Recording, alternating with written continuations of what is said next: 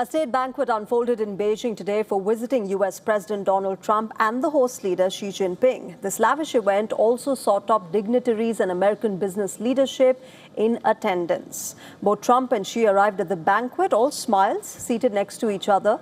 Shortly after, the two leaders raised a toast to each other as well, with mutual admiration and a friendly exchange on full display. The Chinese president, in his opening remarks, said that progress and greatness of both the countries can go hand in hand. The people of China and the United States are both great peoples.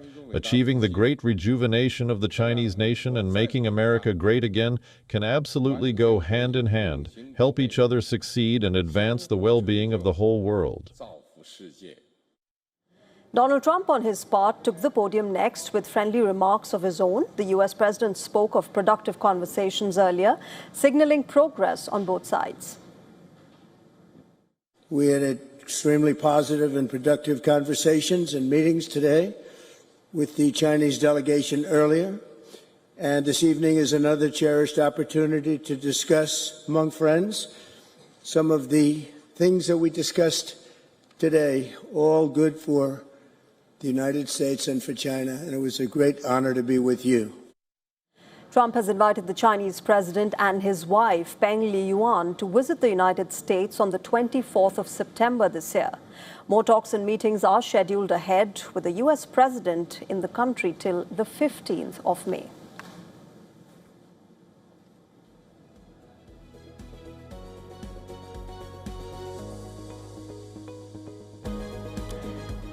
Well, let me welcome my guests on the show tonight. I'm joined by Mr. Adrian Gegis. He is the German book writer and journalist, author of the biography Xi Jinping, the most powerful man in the world. He's been a foreign correspondent in China for several years. He's joining us live from Germany at the moment. Mr. Gegis, welcome to WION. Can I start by asking you what, for you, were the big takeaways of the Trump-Xi summit today?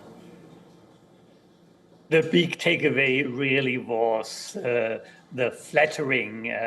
So, I mean, on the one hand, China organized everything to flatter Donald Trump by these children welcoming him, of course, the army parade and so on. And they calculated this very clever because they know Donald Trump is a personality. He likes this kind of things, and he replied by saying, yeah, Xi Jinping is the great leader, greatest leader, best friends, and so on. And this was exactly the aim of Xi Jinping, to flatter Donald Trump, to get be successful then in the negotiations. And from what we can see so far, it worked. I mean, as you mentioned before, I mean, principally these two countries are rivals, but today it looks as if they are best friends.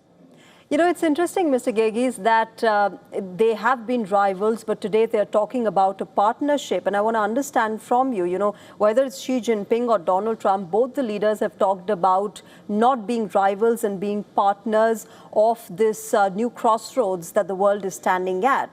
But here's the interesting bit. How will China and America, two rivals for the longest of times and now fighting in the AI sector, come together and, be united as partners in partnership? Would it be possible at all? I don't think so that it would be possible in the long term, because, I mean, China is the rising superpower. U.S. is the declining superpower. China is governed by the Communist Party, a dictatorship. The United States had been known as a free and a democratic country.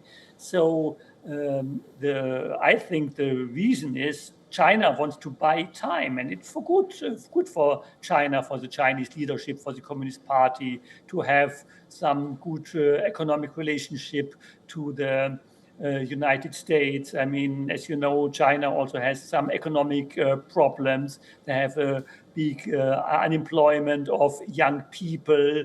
They have overproduction. They need to sell their products all over the world. So for China, it is the best to get time to develop. And so in the short term, they may come together, especially because it's always complicated with Donald Trump. He likes strong men like Xi Jinping and Putin, so he is impressed by Xi Jinping. But I think in the long term, these two countries have very different interests. Mr. Gegis, since you have been closely associated with writing about Xi Jinping, you've written his biography.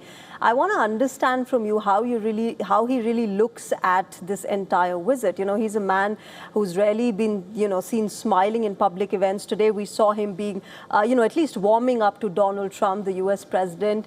How is he going to take this forward? Because clearly, an issue like Taiwan remains a big contentious issue between the two countries. On the other hand, both countries have agreed upon the non-militarization or the demilitarization of the Strait of Hormuz. So there have been common decisions, common interests, but there have been very deep sticking points as well.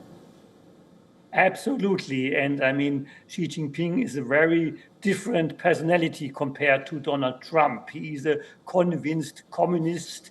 He has a long-term vision. He wants to make China, under leadership of the Communist Party, to the strongest country in the world.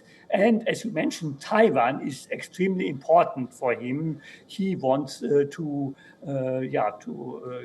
unite, as he calls it. Some people would say to conquer Taiwan in his lifetime and in his time in office.